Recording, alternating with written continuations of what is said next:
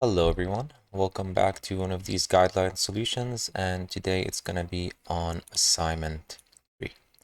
So today's going to be all about formulas and functions, so we're going to have some really interesting ideas to talk about. And let's just dive right into it, starting with the auction sheet. So insert in cell J4 the corresponding formula to calculate the total price received of the first item. Copy that formula to the rest of these cells. So this part, copy the formula to the rest of the cells, is going to be very important for today because a lot of students misinterpret what we mean here. But first, let's solve the first part because this question is two parts. We first want to, just for J4, calculate the total price received. So if we come here, this is the cell J4. We want to get the total price received just for this one. So we started with the equal sign because we want to write a formula, and we multiply the price received, so H4 times the quantity sold. We'll get the total price received if we go and compare 9,140 and 9,140. And of course, we want to write a reference to the cells. We don't want to do this where we specifically multiply what the price is by the quantity. This is going to be like specific values. It's not referencing. So this gives us multiple problems. Like for example, when you copy down, it's just going to be the same thing. Unlike here, when we copy down, it keeps going down with us. So here we were multiplying H4 with I4. When we go down, now it's H5, I5 because we changed a row down.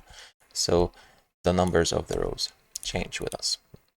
Okay, so for the copying, they said copy it to all the other cells of the column. So simple enough. Two ways we could do that. Either grab this, drag it all the way down, it copies it for everything, or you can double click on this small pixel that's usually on the right bottom. The one you use to drag, you can double click that, it'll autofill the rest of the column for you instead.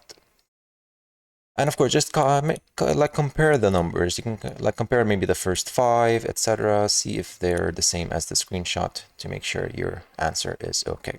So for this first question, copy for the same formula for the other cells. That's just what they mean. So there's no misinterpretation here. The interpretation will be clear maybe later. Part 2. A 10% tax will be added to the total price. Insert in K4 the corresponding formula to calculate the total price after adding 10% tax. So it's like the original price and you want to add over 10% tax. Like you'll notice in the screenshot, it's becoming more. Like some students here might just calculate the tax, like just the 10% of the tax. No, we want 10% plus the original price. Then, of course, use the cell N2. So we don't want to specifically or physically write 10%. We want to use the reference for the cell N2. You'll see what happens if you don't do this in a second. Copy the same formula to all the other cells of the column. So no biggie with the copy, same thing. So the original price, which is total price received, multiplied by, they told us to use as a reference this 10%. Now, if I didn't use that, so this what I'm doing right now is wrong. If I just wrote 10% and I add J4 again, so the formula I wrote now is what? J4 times 10%, this gets you the tax plus the original price. You'll notice, okay, 10,554, 10,054, it's similar. And if I copy it, I'll get the correct answer. So it would seem, but no, this is actually wrong. Why? I specifically wrote 10%, whereas what they said was use cell N2. Why is this wrong? Well, what if now the tax suddenly changes to 15%? So N2 now becomes 15%. Your formula that you wrote here is still 10%. So you're going to have to now modify this, which beats the whole point. So no, we want to use a reference to N2. So step 1, instead of the 10%, we can right here and 2. So now it's this 10%. Great. Now, if I copy this, I'll run to another problem, which is the following. For the first cell, it's fine. N2 is getting multiplied, so the 10%. But for the other ones, you'll notice when I copy down, all the cells go down one row. So N2 became N3, 4, 5, till here it's 6, and it keeps going down. So I want to fix it. We could use absolute reference or absolute fixing, which is you put dollar signs between the N and between the 2, and if you copy it, the answers will be correct.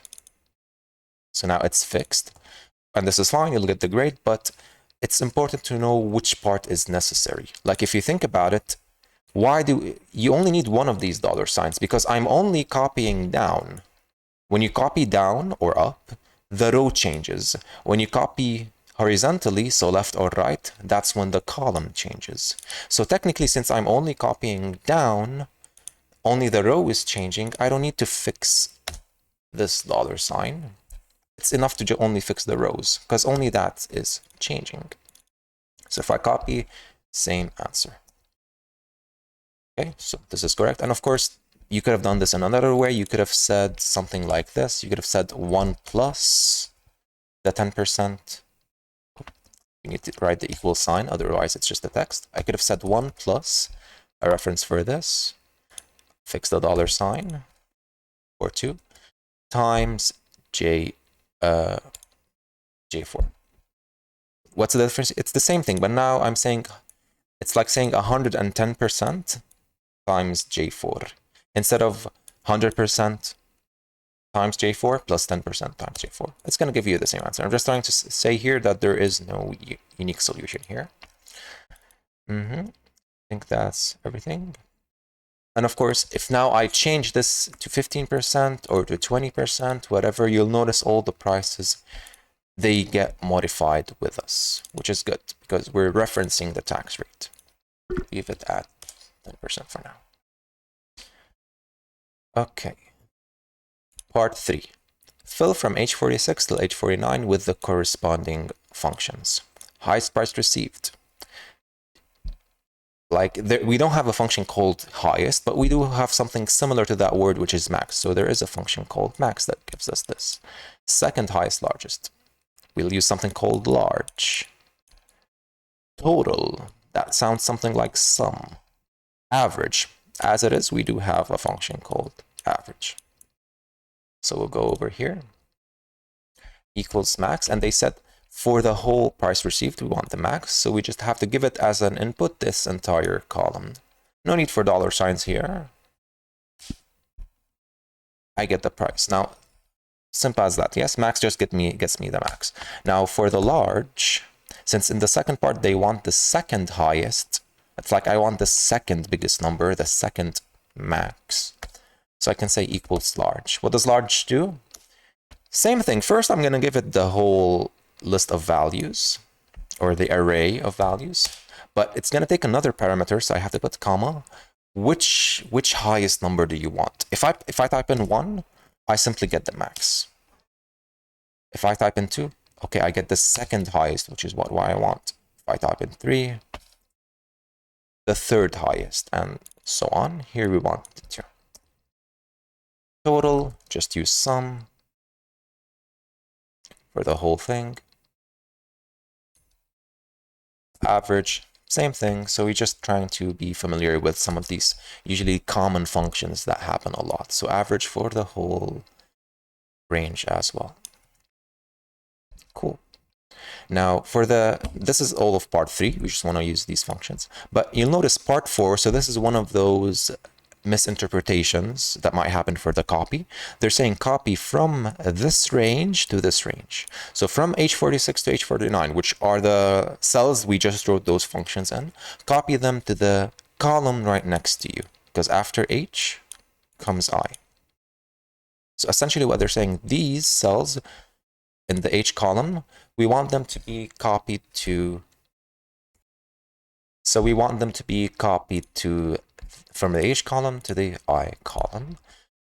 So simply, I could grab all of the cells, go to this lower right, and say drag them to the right. So now they're getting copied to the right. Another way is I could have grabbed these, Control C, then Control V here. It would have worked.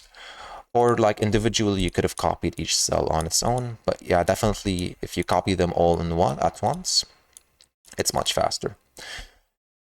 Now what's happening is, since I'm copying it to the right, or to the left, but in this case, I'm copying them to the right, so the column is changing. So now I'm gonna go from H to I, and luckily, this column is the price received, and this column is the quantity sold. So, and that's literally what we want. We want here the highest of price received. Here we want the highest of quantity sold. So they're not right next to each other, not by coincidence.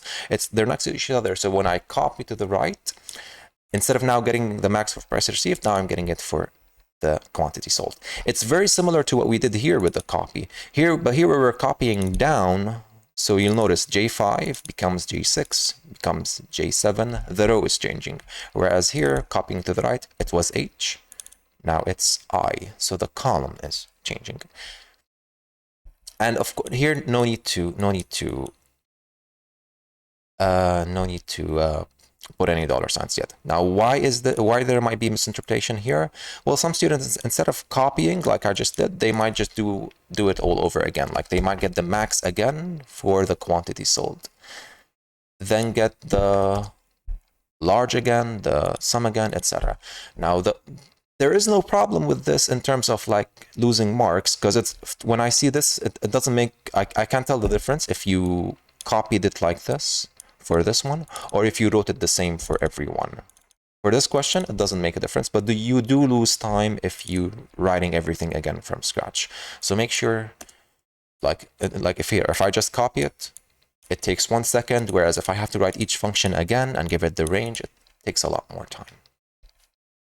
So that's the only problem here. You'd lose time if you want to do it from scratch. And just as a remark, like the opposite of max, you have min. And I think the opposite of large, we have something called small. So if max gets you the max, well, min gets you the minimum. So I'll say the minimum of price received is this, which we get this dash, which means 0. Since this is accounting, this just means 0. Like if I grab this one, it's a dash, you'll notice it's just a 0. Since the type of the cell is accounting, it appears as a dash, but that's just a 0. Now, if I put the if I use the small, similar to the large, but it's the opposite. Now it's getting me the smallest, or the second smallest, or the third smallest number. So if I give it this range, and I say second smallest, okay, so the second smallest happens to be the number 2. We should have, so there's a 3 that we might also have a 2 somewhere. Yeah, here it is. Okay, great. Why am I mentioning these? Just so you can become more familiar with the functions we have. Moving on to exercise 2. Open the sheet general in your data file. The store, we have ratings. We want to do the following functions. First, D6, the number of anonymous responses, persons who did not give their names. So how many people are anonymous? Well, if I go to the second sheet, essentially, how many here are empty, right? Like who's anonymous? If a person didn't give us their name, that means they're anonymous. So I can use here count. A lot of this page is using count, and we have 3 of them. There's the regular count, counts the number of cells that contains numbers. The second count, count A, counts the number of cells that are not empty. The third count counts the number of cells within a specified, counts the number of empty cells. So count blank gets you the empty cells. Now we do have other counts like countif, countifs. You might have already been familiar with them with a more advanced function, but for this lab, we only really needed these first 3. So anonymous response means we don't have a name, or otherwise it's blank or empty the cell of names. So I can give it this entire range. I get 4. We can compare. Yes, 4 is the correct answer. Make sure here you also compared your answers in the previous part. Okay, total number of participants. How many participants do we have? Now, I'm not sure. They didn't really specify which range to use. So we could solve this for this part or for this part. Like I could use this range when I want to solve it, or this range. Make sure you only choose one single range here, not both together, because that might mess it up. Okay, so what do I want to use here? Well, let's just see what functions I have. So we already saw here the count blank. So what other function we have? We have the regular count, counts how many numbers we have. If I give it the first range, it's just going to give me 0 because I don't have any numbers. And instead, let me give it this the second range, not the first one. So we get here 12. So I have 12 numbers. So this is excluding the NA because that's text, and it's excluding the empty cells. Okay, what else do I have? Count A gives me 14. So this was count. This is count A. It's giving me 14. Why? It only counts the non-empty. So it's counting the numbers here, and it's counting the NAs, which we happen to have 2 of them. Finally, count blank. How many empties do I have in the second row? We have 3. Now, the reason I wrote all 3 of these counts because we need 2 of them to solve here. We want the total number of participants. So we want to count how many participants we have. But if you notice, each count gives us a different answer. And none of them, if we compare the screenshot, which is 17, none of them are 17. Now we could notice that 14 and 3, if we sum them, they give us 17, which is the right answer. But why does it work? Well, think about it. Count A means count all the non-empty. Count blank means count the empty cells. So together, of course, they're going to give you the total. Again, if you read what count A does, count the number of cells in a range that are not empty. Okay, I'll give it all of this. I'll close the function. Then I'll say plus count blank, counts the number of cells that are empty. So I'll give it the same range, and I'll get 17, which is, well, the total. Okay. Number of actual ratings, only numerical. Let's see here. The answer is 12. Yeah. So now we actually only want the numericals. So I can say equals the regular count. I give it the second range. I'll get 12. Now, actually, before we let's actually solve this part.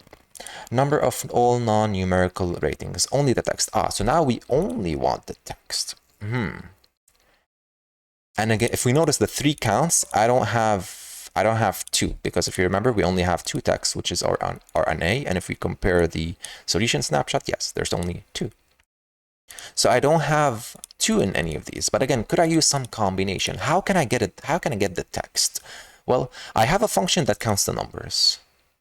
I have a function that counts the non-empty, which is essentially numbers and text. So this is only numbers, the one above me. This is numbers and text.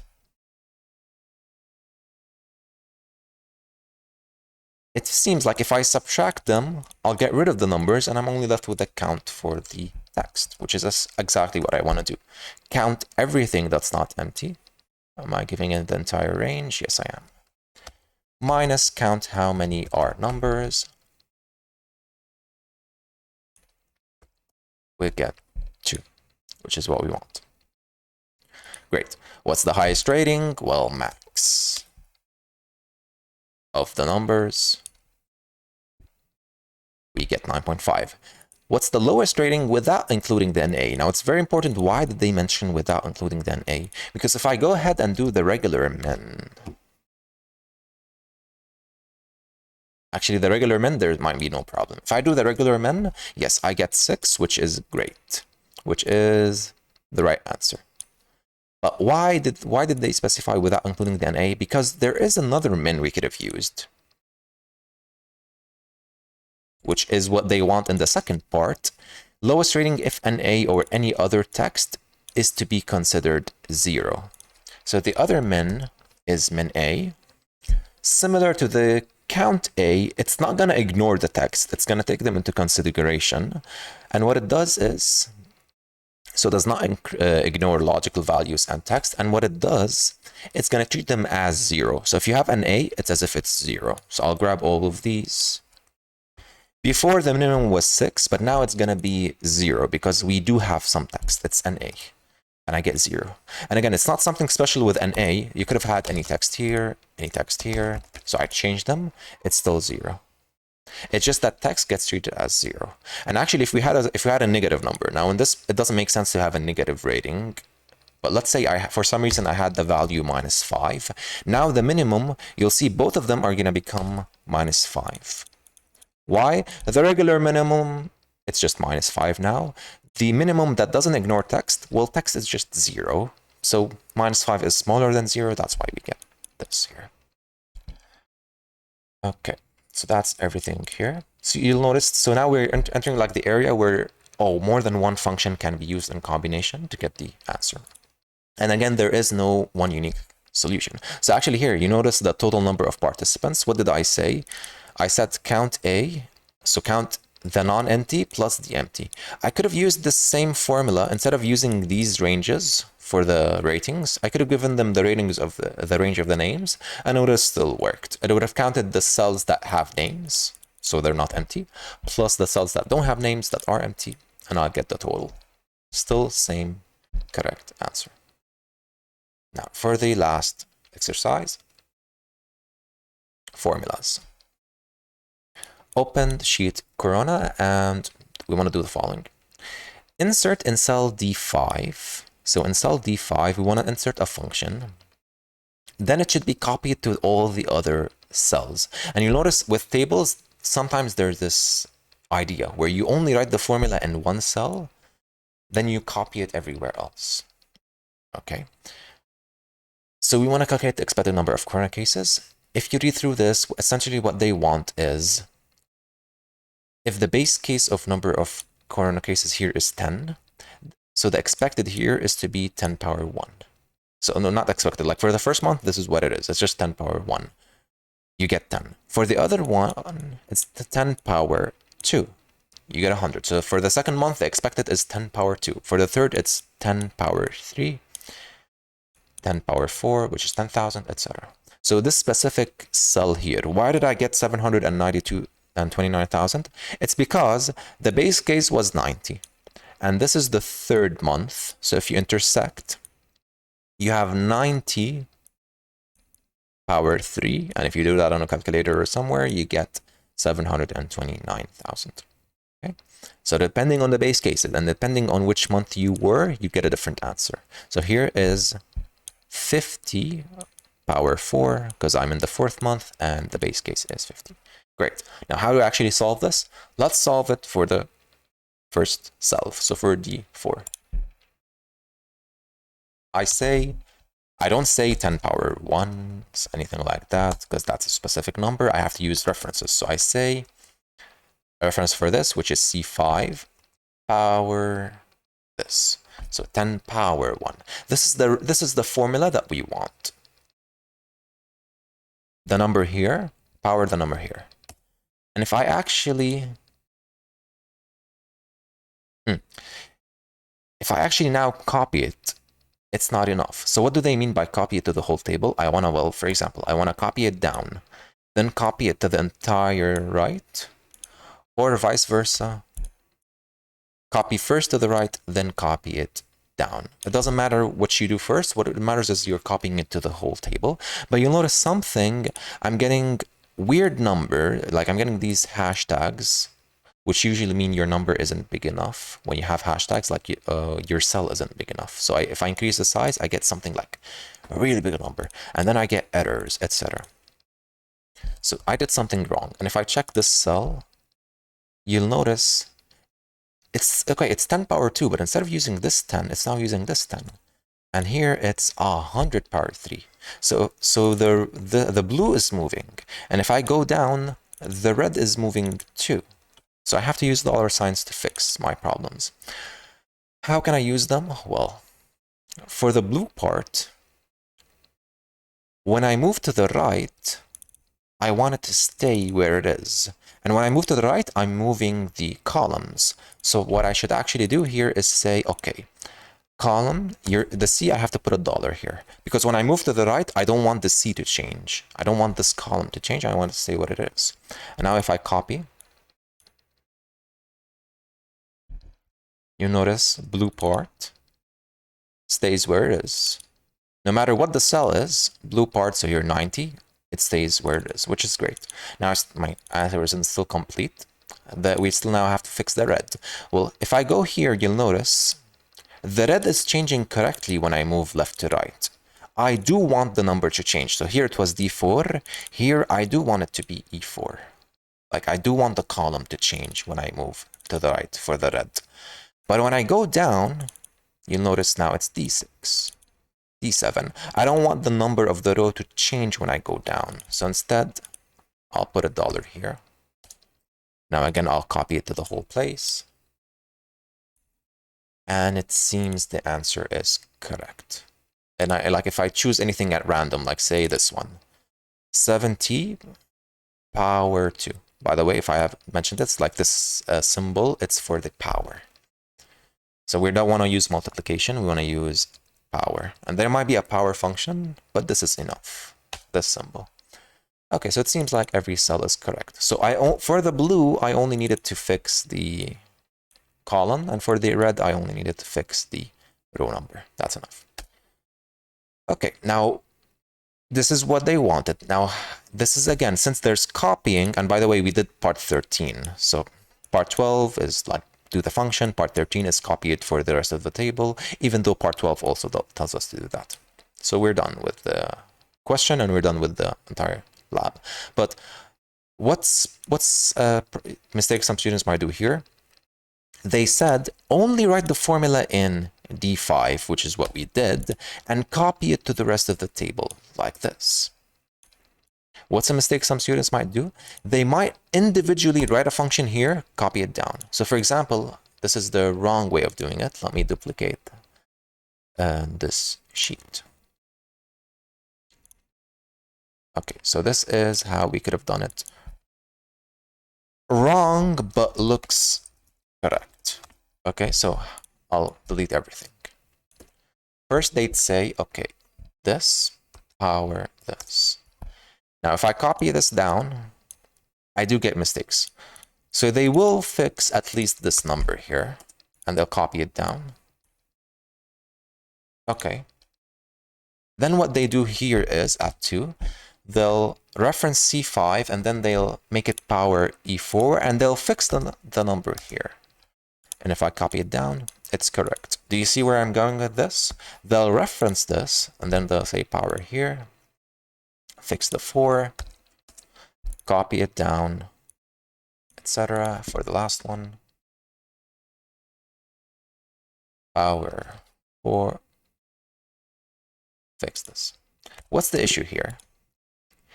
It seems like the answer is correct. Okay, so this looks correct, but wrong. Not completely wrong. Like you won't lose them all your entire marks. Let's say partially wrong. And I'm going between the two sheets. So this one is correct. You'll notice that I get the same answer for both, but the difference is here, I only wrote the function here. So when I copy to the rest of the table, still correct. But when I go to this part, if I copy this down and then I copy it to the right, I get wrong answers. Why? Because they didn't write the function in just one cell. What they did was individually, they wrote it for each cell and then they copy it down and they feel that, oh, my answer is correct, but actually, no, it's not complete. Okay, so be very careful when reading these copying functions. Sometimes, yes, sometimes I'm not saying always copy it for the rest of the table. Sometimes, yes, they might give you a table where each column you want to do it on its own and not copy it for the whole table. Kind of like the auction at the beginning, yes? They didn't say copy it to the right and then copy it down. No, they said individually, each column on its own, copy it. Okay? And or for example, this table, they said copy it to the right, so we did, and we didn't want to fix here dollar signs. If we actually did, we might have had problems. There is no need for here. So each question is different. Just be very careful with reading what the question wants, and especially for the copying how they want it. Copy the same formula to all other cells in the table. Okay. So that's gonna be it for this one. Hopefully we covered all the important ideas, all the mistakes some of you might usually do. Again, to double check your answer. Is my answer right? Is my answer correct? In the case of copy for the rest of the table, when you're done, just do the following. Just grab the cell, copy it down, copy it to the right. If your answer is correct, great. Like that's how I'll be, for example, correcting it. If I get a question like this, I'll just double click right quick. If I copy it down, add to the right, is it correct? If it's correct, then your answer is right. But here, if I copy it down, then to the right, something is like this shows up, the answer isn't completely correct. So just to double check your answer, copy as they say. Okay. I'll see you in the next one. Goodbye.